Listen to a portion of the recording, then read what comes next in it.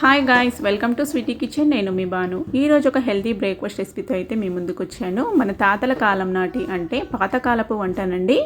సజ్జలతో సంకటి అయితే ప్రిపేర్ చేసుకుందాం. సజ్జలు మన ఆరోగ్యంకి చాలా మంచి అండి. ఎముక పుష్టికి, అలాగే బరువు తగ్గడానికి, డయాబెటీసు, ఓవర్ వెయిట్ ఇలాంటి చాలా రకాల ప్రాబ్లమ్స్కి చాలా మంచి. ఎన్నిటికీ మన తాతలు అమ్మమ్మలు ఇవి తినే చాలా స్ట్రాంగ్గా ఉండేవాళ్ళు. అందుకే మనం కూడా అప్పుడప్పుడు తిన్నామంటే కాస్త కొద్దిగా హెల్తీగా ఉండడానికి సహాయపడుతుంది అన్నట్టు నేనైతే ఈరోజైతే ఈ రెసిపీ మీతో షేర్ చేసుకోబోతున్నాను. మరి ఎలా ప్రిపేర్ చేసుకోవాలో ఈ రెసిపీని అయితే చూసేద్దామండి. ఫస్ట్ టైం కనుక మన ఛానల్కి విజిట్ ఇచ్చింటే ఇలాంటి మరిన్ని వీడియోస్ కోసం ఛానల్ అయితే సబ్స్క్రైబ్ చేసుకొని ఫాలో అవ్వండి. ప్రిపేర్ చేసుకుని చూపిస్తున్నాను. నేనైతే ఇక్కడ 1 కప్పు సజ్జల్ని తీసుకున్నాను. చూడండి వాళ్ళకి చూపిస్తున్నానండి. చాలా మందికి తెలియదు అన్నట్టు మిల్లెట్స్ చాలా రకాలుగా ఉంటాయి కదా. సజ్జలు అయితే ఈ విధంగా ఉంటాయి. మిక్సీ జార్లోకి వేసేసుకొని మిక్సీ అయితే పెట్టుకుందాం. ఫస్ట్గా కాస్త ఈ విధంగా కోర్స్గా మిక్సీ పెట్టుకొని కొన్ని నీళ్ళు వేసుకుంటూ కాస్త మెత్తగా అన్నట్టు మిక్సీ పట్టేసుకోవాలి. సజ్జలు నానపెట్టుకున్నా కూడా బాగుంటుంది. నేను ఇక్కడ నానపెట్టకుండా అప్పటికప్పుడే ప్రిపేర్ చేసి చూపిస్తున్నానండి ఇన్స్టెంట్గా. చూడండి, ఇంకాస్త నీళ్ళు వేసుకొని నేనైతే ఈ విధంగా కాస్త మెత్తగా మిక్సీ పట్టుకుంటున్నాను. కావాలంటే రవ్వలాగా కూడా మిక్సీ పెట్టుకొని చేసుకోవచ్చు.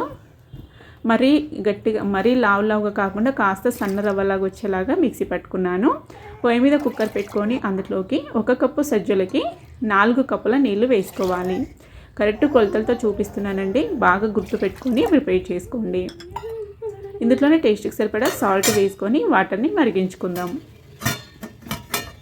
చూడండి, వాటర్ అనేవి ఈ విధంగా మరిగే టైంలో మనం మిక్సీ పట్టి పెట్టుకున్న ఈ సజ్జ మిశ్రమాన్ని వేసుకొని కొద్దిగా వేసుకుంటూ బాగా మిక్స్ చేసుకోవాలి.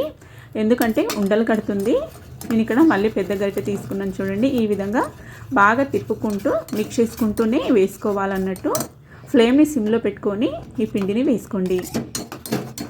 ఈ విధంగా వేసుకున్నాక ఒక 2-3 నిమిషాల పాటు ఉండలు కట్టకుండా బాగా మిక్స్ చేసుకోండి. నేను కాస్త మళ్ళీ మిక్సీ జార్ని కడిగి వేసుకుంటున్నాను. మళ్ళీ ఒక 1/2 కప్పు వాటర్ వేసుకున్నాను అన్నట్టు.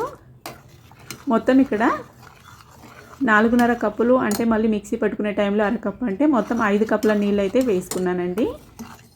చూడండి, ఈ విధంగా బాగా మిక్స్ చేసుకుంటూ ఉండలు కట్టకుండా అడుగంటుకోకుండా మిక్స్ చేసుకుంటూ ఉడికించుకోవాలి. కావాలంటే మీరు సిమ్లో పెట్టుకొని మూత పెట్టుకొని కూడా విజిల్ పెట్టుకొని కూడా సిమ్లో పెట్టుకొని ఒక విజిల్ వచ్చేంత వరకు ఉడికించుకున్నారంటే కూడా పర్ఫెక్ట్గా ఉడికిపోతుంది. నేను ఇంతే చూపిస్తున్నాను అన్నట్టు. బాగా అడుగు మందంగా ఉండేది తీసుకొని ప్రిపేర్ చేసుకోవాలి. మీరు మూత పెట్టుకోకుండా ప్రిపేర్ చేసుకునేటట్టు ఉంటే.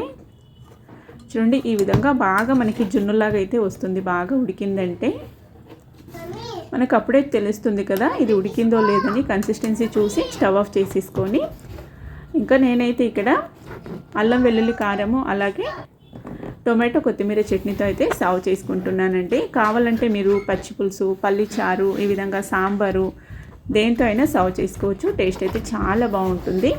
మరి ఇంతకీ రెసిపీ నచ్చిందో లేదో కామెంట్ చేయండి. రండి కామెంట్ బాక్స్లో మాట్లాడుకుందాం. మీకు కనుక ఈ రెసిపీ గురించి ఏమన్నా డౌట్స్ ఉంటే నేనైతే క్లారిఫై చేస్తాను. మరి మీకు ఈ రెసిపీ నచ్చినట్లయితే ఒక లైక్ చేసి ఫ్రెండ్స్ ఫ్యామిలీ మెంబర్స్కి షేర్ చేయండి. ఇలాంటి మరిన్ని హెల్తీ రెసిపీస్ కోసం మన ఛానల్ అంటే స్వీటీ కిచెన్ ఛానల్ని సబ్స్క్రైబ్ చేసుకొని ఫాలో అవ్వండి. Thank you for watching. Bye.